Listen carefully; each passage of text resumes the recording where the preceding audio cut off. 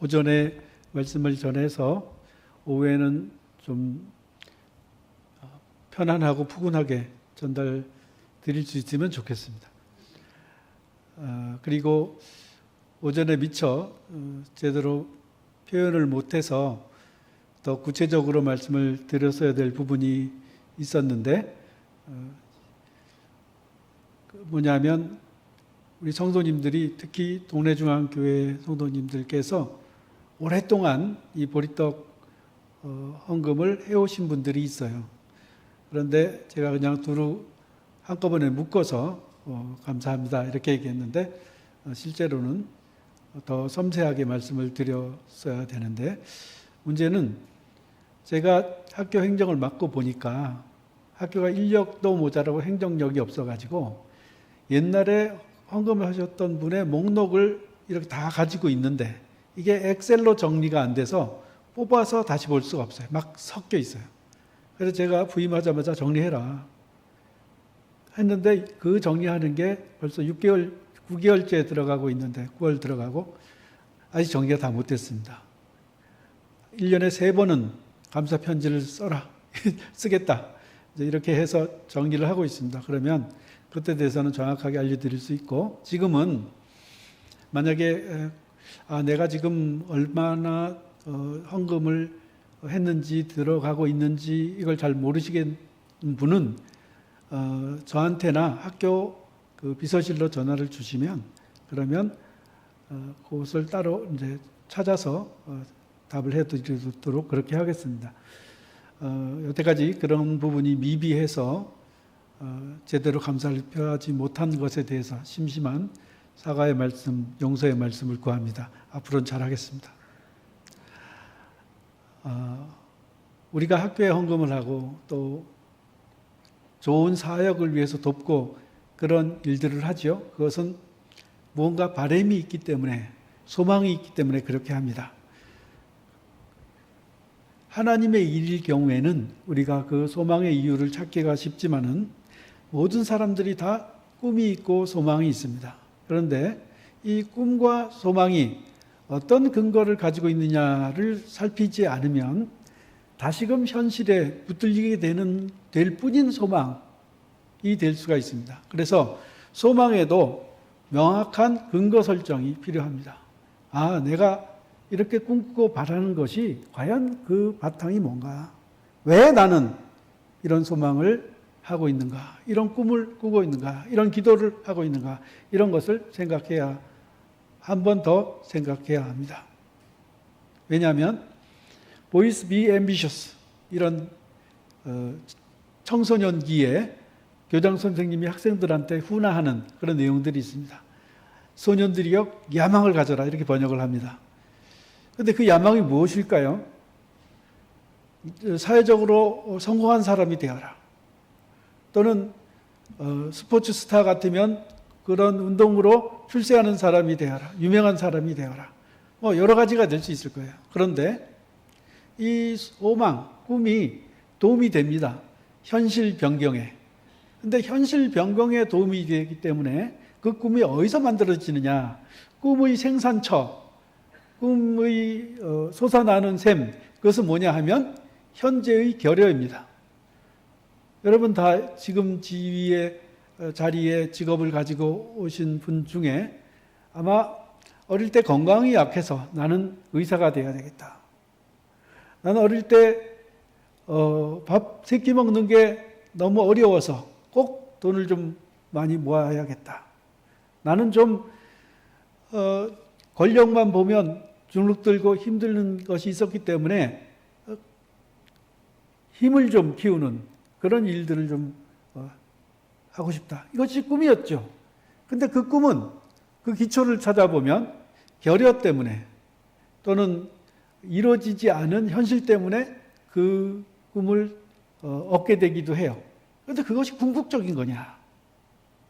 그것이 정말 삶에 있어서 완전한 하나님께서 인간을 창조하시고 나 개인, 천명석이라는 사람을 창조하시고 원하시는 인생을 반영하고 있는 거냐? 이것을 다시 한번 생각해 봐야 한다는 것이죠. 생각해 볼 수 있다면 말이죠. 그래서 한 번쯤은 자기의 생각과 소망을 말씀에 비추어서 성찰해 볼 수 있는 그런 기회가 있어야 합니다. 그래야 궁극적인 소망, 다시 말해서 우리가 하나님 앞에 서게 될 때에 후회하지 않고 칭찬받는 것에 부끄럽지 않은 그런 미래를 맞이할 수 있을 것입니다. 오늘 본문에 보면 그 소망에 대한 이야기를 하고 있는 것 같습니다. 베드로 전서 3장 15절 한 절만 살펴봤는데요. 그 전에 보면 14절에 보면 그러나 의를 위하여 고난을 받으면 복 있는 자니, 그것은 일단 생략하고, 그들이 두려워하는 것을 두려워하지 말며 근심하지 말고. 너희가 고난을 받는데 그것을 두려워해요. 근데 그 두려움은 어디서 왔냐? 그 두려움은 예수 믿는 사람들은 그걸 두려워할 필요가 없었던 거예요. 왜냐하면 사는 것이 그리스도니 죽는 것도 유익함이라. 바울이 한 말씀이에요. 살아서 죽게 영광이 되면 오케이. 그러나 죽음을 통해서 하나님 나라에 가게 되면 그것도 오케이. 내 원하는 것은 너희를 떠나 하나님과 함께 있고 싶지만 너희를 위해서 내가 살아있다. 이렇게 바울은 얘기했어요. 누가 우리를 하나님의 사랑 안에서, 그리스도 안에 있는 하나님의 사랑 안에서 끊겠느냐? 고난이나 매나 적신이나 외로움이죠.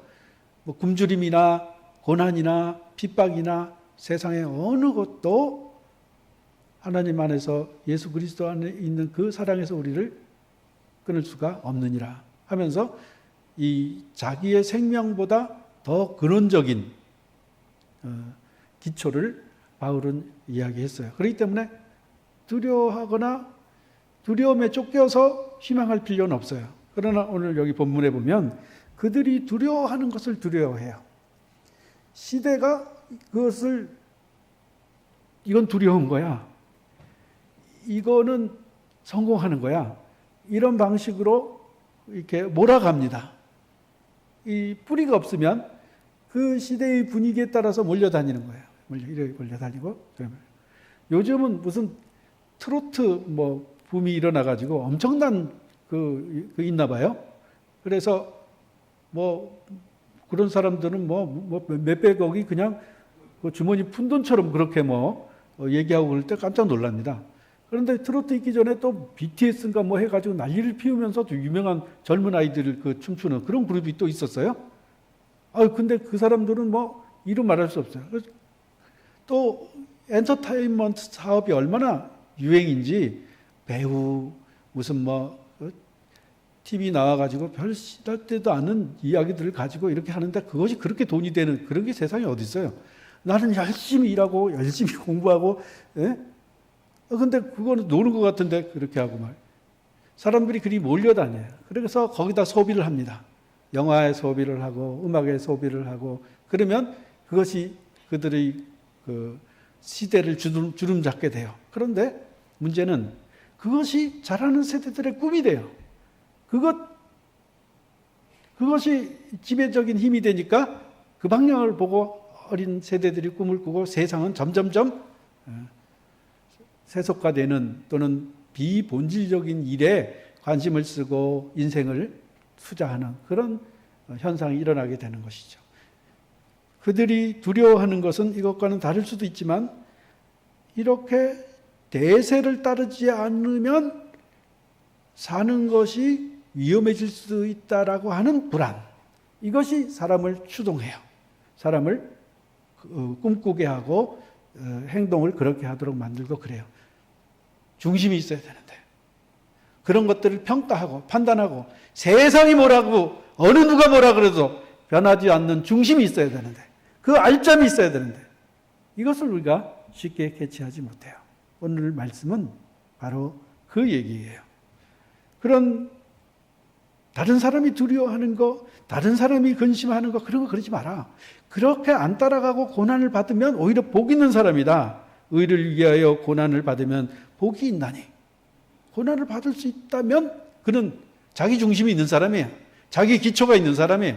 그래서 다른 사람 두려워하는 것에 끌려서 시간과 감정과 신체를 허비하지 말아라. 인생을 허비하지 말아라.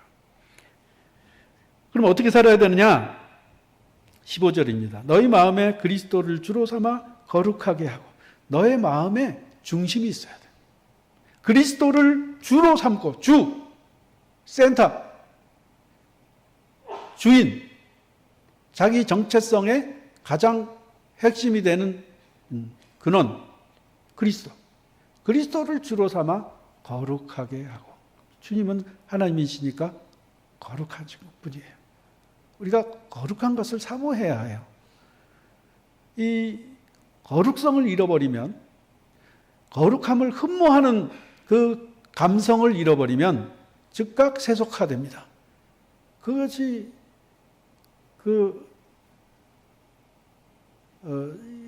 현대 정신분석학자들, 심리학자들이 발견한 거 아니에요? 사람이 본능을 억제하면 노이로제가 생겨서 병이 된다.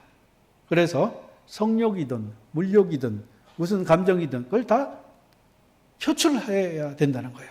그래서 그걸 표출하니까 얼마나 지저분해요. 영화 한번 보셔요. 웬만한 영화 볼 수 없습니다. 그냥 폭력, 난무하는 폭력, 얼마나 더 큰 물건을, 얼마나 더 웅장한 건물을 얼마나 많이 부수느냐, 이런 것들을 경쟁하듯이 영화를 찍습니다. 미국 영화 특히 그렇지 않습니까? 할리우드.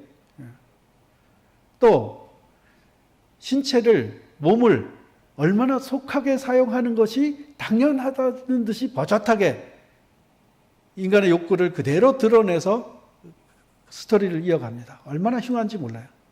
우리나라 연속극은 그래도 양반입니다. 외국은 더하고 동성애 문제, 비상식적인 오히려 드물고 이상하기 때문에 쾌감을 느끼는 방식으로 인간의 욕구를 충족하려고 그러고 그것이 예술의 일부가 되어 있습니다. 이것은 아니다! 이렇게 얘기할 수 있어야 되는데 그렇게 말할 수 있는 사람이 별로 없습니다. 그러니까 그리스도인들도 묻혀서 그렇게 사는 것보다, 그렇게 살아야 되는 것보다 이렇게 안 하면 이게 안 되는 모양이다. 이러면서 엉거주춤 쫓아가는 경향이 있습니다. 아닌 것은 아니어야 하는데. 중심이 없으니까 그걸 감당이 안 되는 거예요. 그리스도를 주로 삼아서야만이 거룩함에 도달할 수 있습니다. 그 거룩함에 도달해서야만이 진리가 창조성을 얻어요. 내가 좋은 생각을 갖고 있는데 그거는 폐캐묻고 보수적이고 재미없게 느껴지면 창의력이 일어나지 않습니다. 거룩한데 그것이 즐거워. 거룩한데 그것이 결과가 있어. 거룩한데 그것이 사업이 잘 돼. 거룩한데 신체적으로 건강해. 거룩한데 아름다워. 거룩함에 기초한 모든 창의적 활동이 그 삶의 생명력을 보장합니다. 그것이 오히려 삶을 건강하고 싱싱하게 해요. 스포츠맨도 제대로 하려면 얼마나 자기를 다듬어야 하고 금욕적으로 훈련해야 되겠어요. 사상가도 그 사상을 깊이 있게 자리매김하려면 얼마나 여러 가지 것들을 단속 조절하면서 한 곳에 마음을, 높은 곳에 마음을 더 귀한 진리를 찾기 위해서 마음을 쏟아야 하겠어요. 모든 좋은 창조력 속에 이 거룩함을 향하는 정신이 들어 있습니다. 일단 그렇게 해야 돼요. 삶의 자세를 주로 삼아, 그리스도를 주로 삼아, 중심으로 삼아 거룩함을 추구해야 돼요. 그리고 그 다음 단계가 있는데, 너희 속에 있는 소망에 관한 이유를 묻는 자들에게는 대답할 것을 항상 준비하라. 이것이 준비가 안 되니까 쏟아지는 질문과 쏟아지는 정보의 홍수 앞에 나를 변증할 수 있는 시간이 없는 거예요. 나를 변증할 수 있는 능력이 안 생기는 거예요. 자꾸 얘기해 보세요. 같은 말을 반복하고 이 매스컴을 통해서 계속적으로 같은 사고 구조에서 나온 현혹하는 전제를 가진 말과 표현들이 홍수처럼 내게 밀려온다고 한번 생각해 보세요.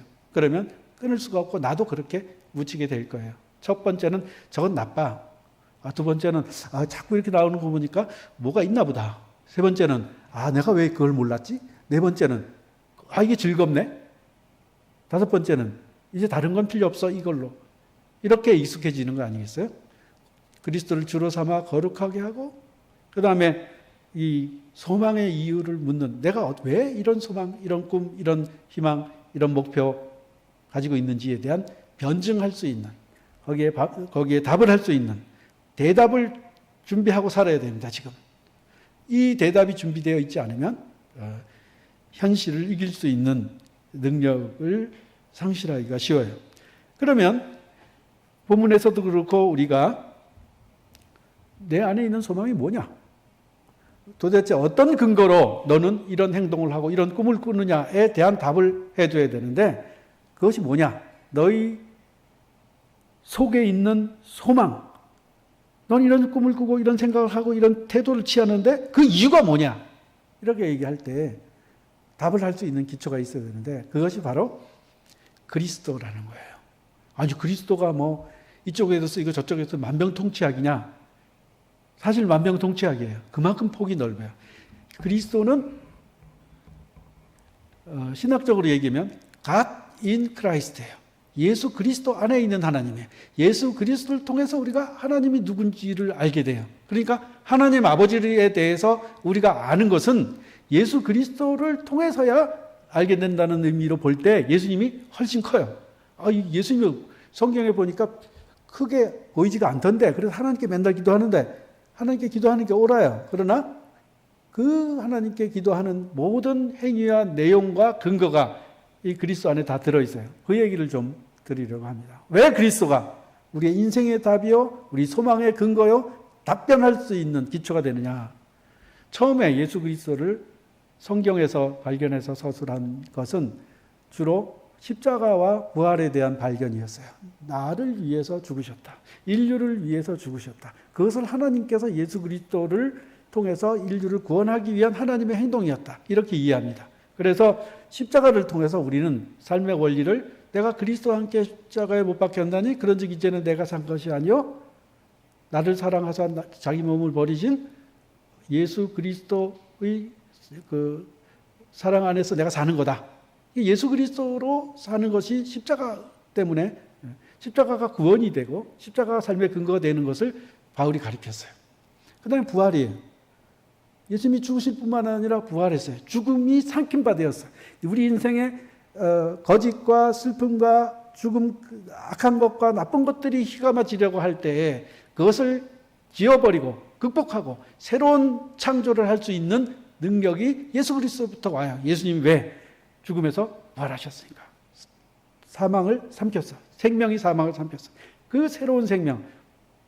보라 이전 것은 지나갔으니 새 것이 되었다. 새로운 피조물이 예수 그리스도를 인해서 누구든지 그리스도에 있는 자, 그리스도 안에 있는 자에게는 새로운 피조물이 된 거예요. 그 능력을 부활로부터 입어요. 그래서 우리는 예수 그리스도의 십자가 부활, 그것을 믿습니다. 라고 하면 구원받았습니다. 라는 것 같은 용어로 쓰였어요. 그래서 예수님은 구원자예요. 그렇게 우리에게 바울을 읽고 배우면 그렇게 됩니다. 그런데 성경에는 그것만 있는 것이 아니에요. 처음에 성경을 쓰기 시작한 사람이 바울이에요. 바울 서신들이 제일 처음 있었던 성경이에요. 근데 성경을 읽어보면 마테마가 누가 이렇게 순서대로 나오지 시대순으로 저작 시대순으로 나온 게 아니에요. 그런데 재미있는 것은 그렇게 바울이 예수님을 신앙적으로 고백하는 문맥으로 얘기를 하니까 제자들이 예수님을 직접 경험했고 같이 살았던 사람들이 예수님에 대해서 일부만 알고 있구나. 예수님의 삶, 예수님의 가르침, 예수님의 호흡, 예수님이 함께 사귀어서 움직이고 활동했던 그 생생한 예수님의 사건, 이것을 복음서에 기록한 거예요. 복음서에는 예수님이 뛰어다니시잖아요. 병도 고치시고 싸우기도 하시고 가르치시기도 하시고 우시기도 하시고 아주 드라마틱한 장면들이 죽은 자 나사로를 살리기도 하시고 나와요.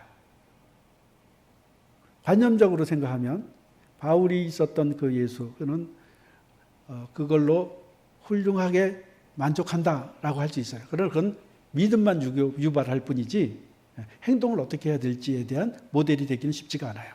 실제로 살면서 그냥 믿음으로만 이겨내기가 쉽지 않은 현실을 부딪힐 수 있어요. 그럴 때는 옆에 살아있는 친구 같은 예수님, 제가는 형님 같은 예수님, 직접 조언하고 인간의 고난을 체휼하셔서 직접 경험하셔서 그 경험으로 우리에게 어떤 길로 걸어가야 될지 어떻게 살아야 될지를 알려주시는 그런 친구 같은 예수님.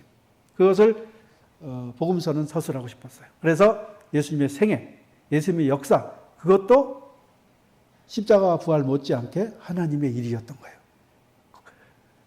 십자가와 부활을 통해서 믿음으로 확신하는, 내가 구원받았다는 확신을 주시는 예수님 상이 있고, 갈릴리를 뛰어다니시면서 백성들에게 가르치고 땀 흘리시고 피 흘리시고 애태우시고 눈물 흘리시면서 같이 호흡했던 그 예수님을 또 복음서를 통해서 느낄 수가 있어요. 다르지만 같은 분이에요. 자, 거기까지는 우리가 성경을 충분히 읽고 이해하는데, 사도신경을 보면 부활하시고 승천하시고 하나님 우편에 앉아 계시고 다시 오실 분이 예수님이에요.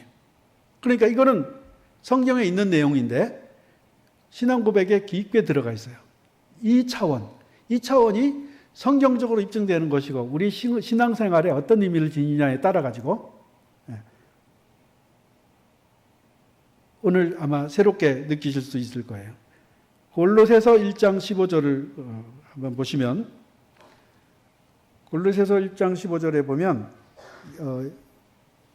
예수님에 대해서 좀 다른 고백이 나타나 있습니다. 이 다른 고백은 이게 그리스도 찬가에 있는 노래의 형태로 되어 있는 건데요. 그는 보이지 않는 하나님의 형상이시요 모든 피조물보다 먼저 나신 이이니 만물이 그에게서 창조되되 하늘과 땅에서 보이는 것들과 보이지 않는 것들과 혹은 왕권이나 주권자들이나 통치자들이나 권세자들이나 만물이 다 그로 말미암고 그를 위하여 창조되었고 또한 그가 만물보다 먼저 계시고 만물이 그 안에 함께 섰느니라. 우주적 그리스도예요. 그리스도는 그냥 우리를 죽음에서 구원해 주셔서 내가 믿음으로 천당 가는 그런 분일 뿐더러 인생 속에 들어가셔서 한 생애를 사시면서 인격을 통해서 나에게 개인적인 교훈을 가르침을 같이 동행하면서 삶을 엮어가는 그런 분일 뿐만 아니라 우주적인 분이에요. 만물보다 먼저 창조되었어요. 만물이 그분 안에 있어요. 왕권이나 주권이나 통치자나 권세들이 모두 다 그로부터 나왔어요. 그를 위하여 창조되었고 그로 말미암아 창조되었고 그 안에 만물이 그 안에 서 있다. 그가 만물보다 먼저 창조됐다. 이렇게 말씀하세요. 이건 신앙 고백이에요, 물론.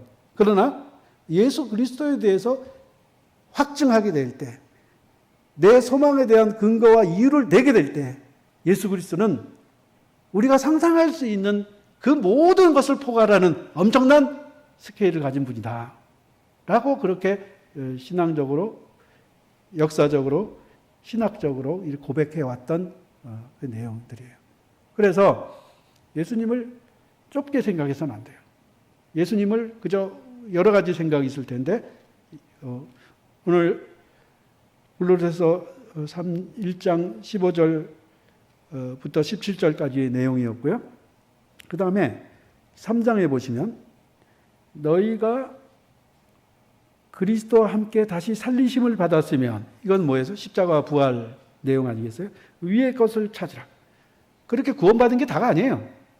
그 이후에도 있는 거예요. 위의 것을 찾으라. 거기에는 그리스도께서 하나님 우편에 앉아 계시느니라.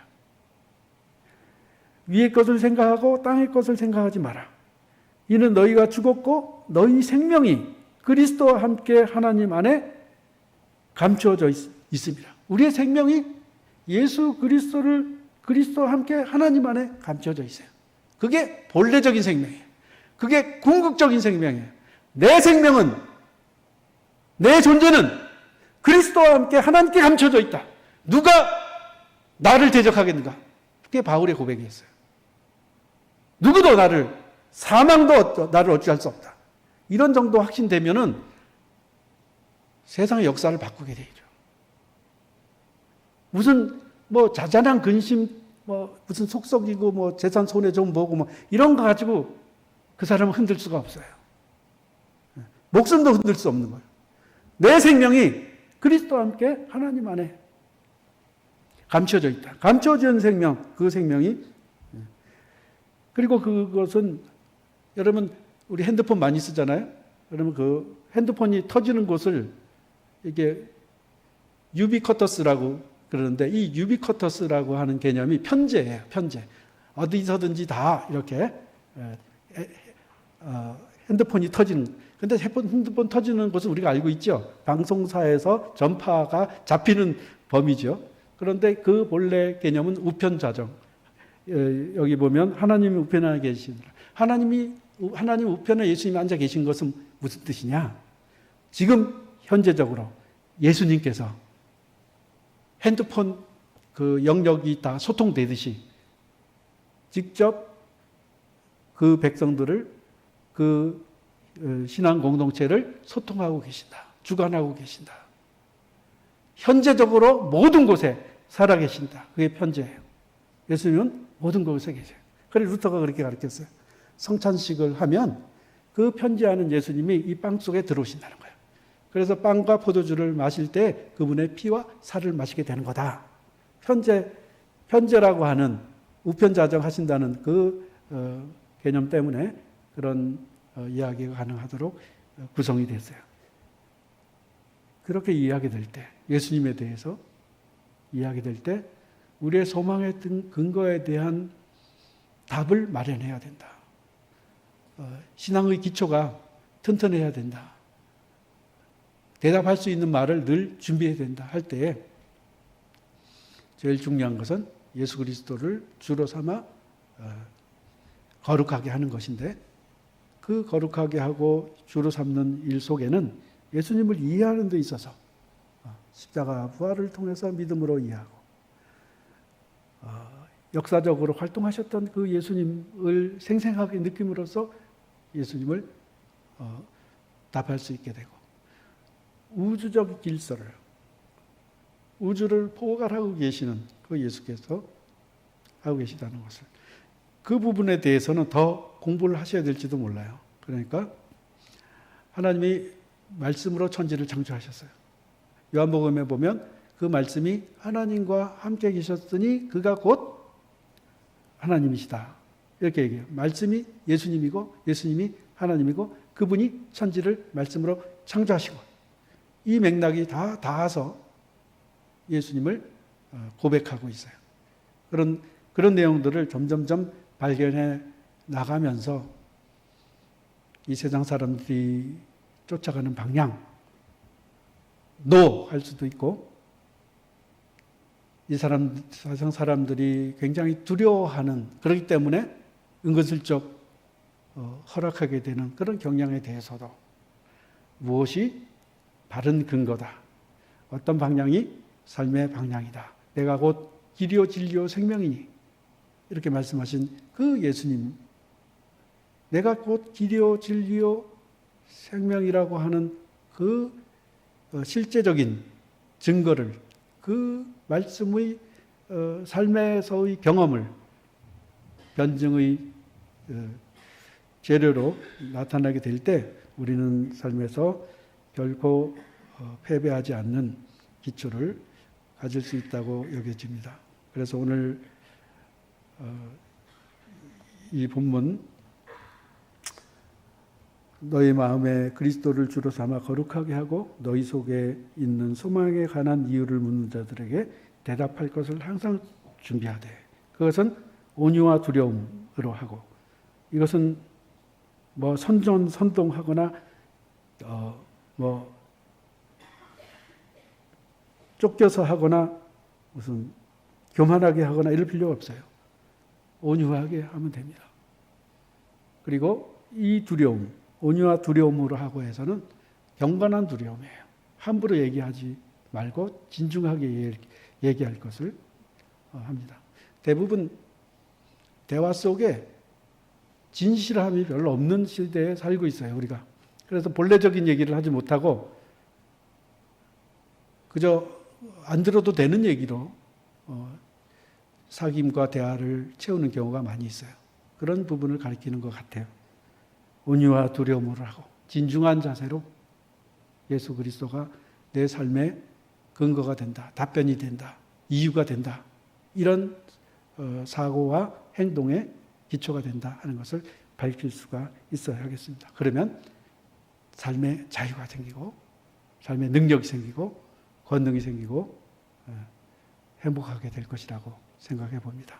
행복하고 건강하게 늘 하나님의 기뻐하시는 삶 가운데 있으시기를 축원드립니다. 하나님 은혜를 감사합니다. 오늘 오후에 예수 그리스도가 어떻게 우리의 소망의 근거가 되는지에 대해서 생각해 보았습니다. 저희들이 이해력이 못 미치고 깨달음이 둔하고 게으릅니다. 그러하오니 친구 되신 주님께서 주인 되신 주님께서 깨우쳐 주시고 지도해 주시고 인도해 주셔서 저희들이 실망 없이 패배 없이 인생을 경량함으로 말미암아 하나님께 영광 돌리는 귀한 생애 유지할 수 있게 해 주옵소서. 예수님 이름으로 기도했습니다. 아멘.